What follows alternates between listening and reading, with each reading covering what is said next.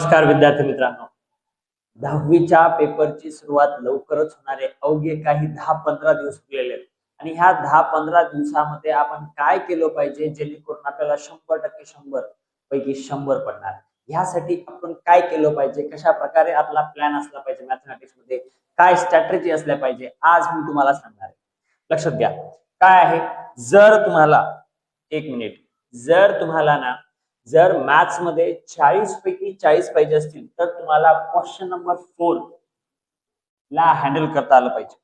Question number 4 तुम्हाला जमला पाहिजे.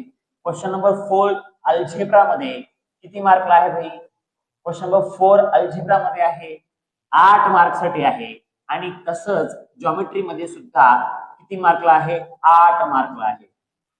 ही 8 आणि 8 झाले किती भाई? 16 मार्क. हे 16 मार्क ज्या विद्यार्थ्याला जमतील हे क्वेश्चन त्या विद्यार्थ्याला 100 पैकी 100% पडतील. पण हे क्वेश्चन्स कसे जमले पाहिजे, आपण कशा प्रकारे स्ट्रॅटेजी केलं पाहिजे, कुठले क्वेश्चन्स जास्त पडले पाहिजे, म्हणजे कुठल्या क्वेश्चनची प्रिपरेशन जास्त आपण केलं पाहिजे, कुठल्या चॅप्टर मधून हे क्वेश्चन्स विचारले जाऊ शकतात. तर चला तर मी तुम्हाला सांगतो की कुठल्या चॅप्टर मधून हे विचारले जाऊ शकतात आणि कुठल्या चॅप्टरची जास्त मोठेवाले अवघडवाले क्वेश्चन्स पेपरला येण्याची शक्यता आहे आणि कुठले चॅप्टरचे आपण जास्तीत जास्त प्रिपरेशन केलं पाहिजे जेणेकरून आपल्याला 100 पैकी 100 पडतील. पहा तर अल्जेब्रा मध्ये जर बघायला गेलं तर भाई लिनियर इक्वेशन्स इन 2 व्हेरिएबल्स 12 मार्कला आहे आणि 100% ह्यातून एक 4 मार्कचा क्वेश्चन येणार म्हणजे येणार. मग तुम्हाला ह्या चॅप्टरची मोठे जे क्वेश्चन्स आहेत जास्तीत जास्त प्रिपरेशन करायचं. तसंच क्वाड्रॅटिक इक्वेशन सुद्धा 12 मार्कला आहे. ह्या चॅप्टर वरून सुद्धा एक प्रश्न तुम्हाला 4 मार्क साठी विचारला जातो आणि हे दोन चॅप्टर जवळपास सारखेच आहेत.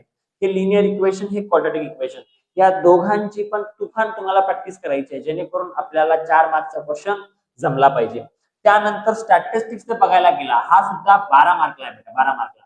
आणि हा सुद्धा आपल्याला चॅप्टर जो आहे ह्या चॅप्टर वरचा एक क्वेश्चन मात्र क्वेश्चन नंबर 4 ला विचारू शकतात किंवा विचारल्याच जाते म्हणायला गेले तरी हरकत नाही.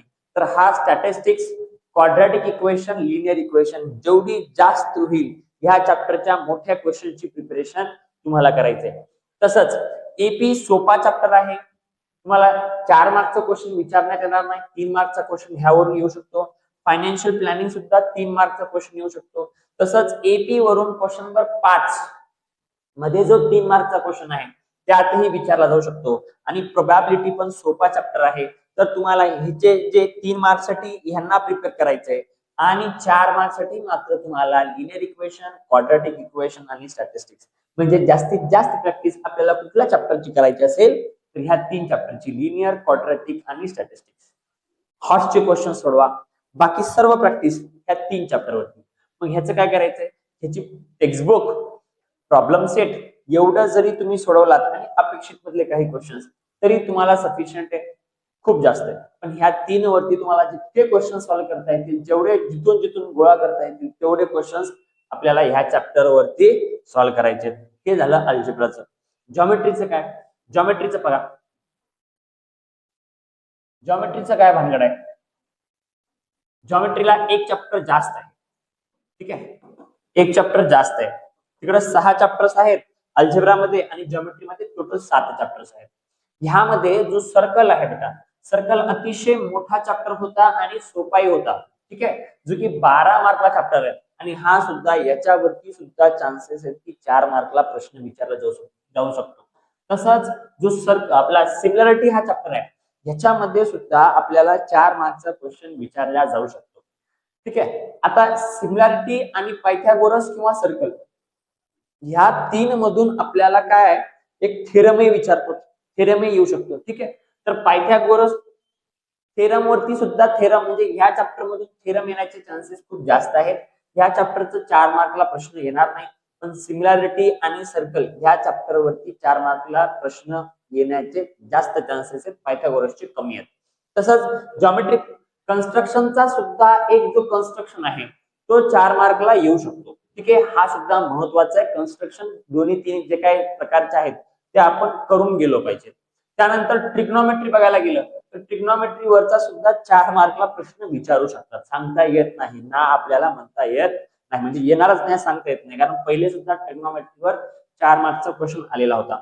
आणि ह्याची सुद्धा तुफान आपल्याला प्रिपरेशन करून घ्यायची आहे किंवा करायला पाहिजे आपण, कारण पुन्हा 11वी 12वीला ट्रिग्नोमेट्री हा अतिशय महत्वाचा चॅप्टर आहे. तुम्ही म्हणजे पीसीएमबी घ्या किंवा पीसीएम घ्या किंवा पीसीपी घ्या, ह्या सगळ्यांना तुम्हाला ट्रिग्नोमेट्री लागणार आहे. त्यानंतर मेन्सुरेशन सुद्धा महत्वाचा चॅप्टर आहे. त्याच्यावरती सुद्धा 4 मार्कला प्रश्न येऊ शकतो, विचारला जाऊ शकतो.